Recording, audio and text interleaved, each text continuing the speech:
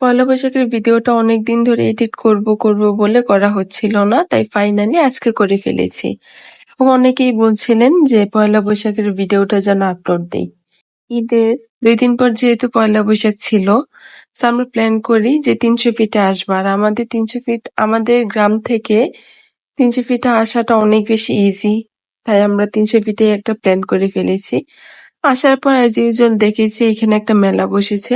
এটা আসলে অলওয়েজ থাকে, সো আমরা ভাবলাম যে এখানে গেলে সামিও খেলাধুলা করতে পারবে এন্ড আমরা অনেক ভালো টাইম স্পেন্ড করতে পারবো। এখানে আসলে আমরা যে শুধু খেলাধুলা করেছি আর খাওয়া দাওয়া করেছি জিনিসটা কিন্তু তা না, অনেক ইন্টারেস্টিং একটা জিনিস করেছি, যেটা এই ব্লগে না হলেও এর পরবর্তী ব্লগে শেয়ার করব, কারণ এই ব্লগে যদি শেয়ার করি অনেক লং হয়ে যাবে ভিডিওটা। তো এখানে আসলে সামি খেলা করছিল। সামি খেলাধুলা করার মাঝখানে ওর একটাই কাজ, লাফালাফি করেন। কেন জানি না, ও এখানে খেলতে গেলে শুধু পড়ে যায়, শুয়ে পড়ে, ও অলওয়েজ এই কাজগুলো করে। যেখানে আমরা আসলে নাগরদোলায় উঠিনি, নাগরদোলা ছিল এন্ড স্লিপার ছিল, তারপর আরো অনেকগুলো রাইড ছিল। কিন্তু সব থেকে ইন্টারেস্টিং যে ব্যাপারটা ছিল সেটা হচ্ছে আপনি এখানে চাইলে নৌকা ভাড়া করে আপনি নিজের মতো করে টাইম স্পেন্ড করতে পারবেন। যদিও সেটা এই সাইডটাতে না, আমি পরবর্তী ভিডিওতে বলে দিব কোন সাইডটাতে। এখানে হচ্ছে লিমাইটা দেখে অনেক বেশি অবাক হয়ে যাচ্ছিল, জানলা এখানে যদি উঠি কি হবে আমাদের। আমরা আসলে উঠিনি। তো যেহেতু অনেক বেশি গরম ছিল, এজ ইউজুয়াল আমাদের কিন্তু এখন অনেক অনেক বেশি গরম।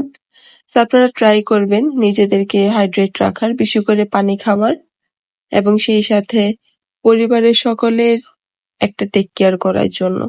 বাইরে থেকে কেউ যদি আসে তাহলে লেবুর শরবত দিতে পারেন, অথবা একটু পর পর পানি খেতে পারেন, যেটা নিজের জন্য ভালো হবে। কারণ এই গরমে কিন্তু হিট স্ট্রোক করার প্রবণতা অনেক বেশি। তো আপনারা অবশ্যই সচেতন থাকবেন। আর এখানে আসলে আমরা যে গিয়েছি সেখানে যাওয়ার, যেহেতু ঢাকা থেকেও অনেক বেশি কাছে এবং আমাদের বাড়ি থেকেও অনেক বেশি কাছে, এর জন্যই মূলত এখানে যাওয়া। আপনারা যদি এখানে যান তাহলে আপনাদের খারাপ লাগবে না। এখানে অনেক রাইড আছে, যেমন আমরা জাস্ট দোলনায় উঠেছি, বাট বাচ্চা গ্রুপ যারা ছিল তাদেরকে অন্যান্য রাইডে উঠিয়েছিলাম। সো এইখানে গেলে আপনারা একটা কাজ করতে পারেন, সেটা হচ্ছে বাচ্চাদের সাথে করে নিয়ে যেতে পারেন। এবং ঢাকার যেহেতু খুব কাছে 300 ফিট, সো আপনাদের প্রবলেম হবে না। আরেকটা জিনিস আপনারা দেখতে পারেন, আপনারা অনেকেই হয়তো চিনেন সেই জায়গাটা, ভাইরাল জায়গা বলে ওইটাকে। ওখানে আপনারা যেতে পারেন এবং টাইম স্পেন্ড করতে পারেন। তো আমরা তো অনেক ভালো টাইম স্পেন্ড করেছি। এখানে হচ্ছে আমার বোন স্বামীকে ধরে ধরে দেখাচ্ছিল, বলছিল তুমি কোনটাতে উঠতে চাও, বলো আমাকে কোনটায় উঠবে। এন্ড এখানে স্বামী হচ্ছে তার মাকে দেখে আইসক্রিম খাবার একটা বায়না ধরছিল। আইসক্রিম খেতে খেতে তার আইসক্রিমটা পড়ে গিয়েছে, ও জাস্ট হা করে তাকাইছিল, কি হয়ে গেল। এন্ড এখানে পিছনে যে বাচ্চাটা ছিল স্বামীর সাথে খুব ইন্টারেস্টিং ব্যাপারটা হয়েছিল। পিছনের বাচ্চাটার মা স্বামীকে টেনে ধরে নিয়ে যাচ্ছিল। আমরা এটা দেখে অনেক অবাক হয়েছি, নিজের বাচ্চাকে কি মা চিনে না, এমনি ধরে নিয়ে যাচ্ছে আরেকজনের বাচ্চা। এখানে আসলে মেলার মতো যেহেতু অনেক বড় হয় এবং এটা সারা দিন এবং রাত ব্যাপী হয়, তো আপনারা দেখতে পারেন, ট্রাই করতে পারেন যাওয়ার, অনেক ভালো লাগবে। এন্ড এখানে যাওয়ার পর আপনারা যে মেলাগুলো হয় সেই মেলা থেকে অনেক জিনিসপত্র কিনতে পারবেন। আমরা অনেক জিনিস দেখেছি এবং এর মধ্যে হচ্ছে এই জিনিসটা অনেক বেশি ইন্টারেস্টিং লেগেছে আমাকে। এটা আমরা ছোটবেলায় পড়তাম, আপনাদের মনে আছে কিনা জানি না। আমরা আসলে অটো দিয়ে গিয়েছিলাম, ওই যে বললাম যে আমাদের অনেক কাছে। আর এখানে ছোঁয়া হচ্ছে বাবুলগুলো ফুলাচ্ছিল। And এইখানে যাওয়ার পর আপনারা অনেক জ্যাম দেখবেন। এই যে যেহেতু ঈদের পর পর ছিল, আপনারা যে দেখেন এখানে মানুষ আর মানুষ, আমি জানি না কি দেখতে আসে। মানে আমার কাছে এইখানে না কোনো ইন্টারেস্টিং ফিলই আসে না।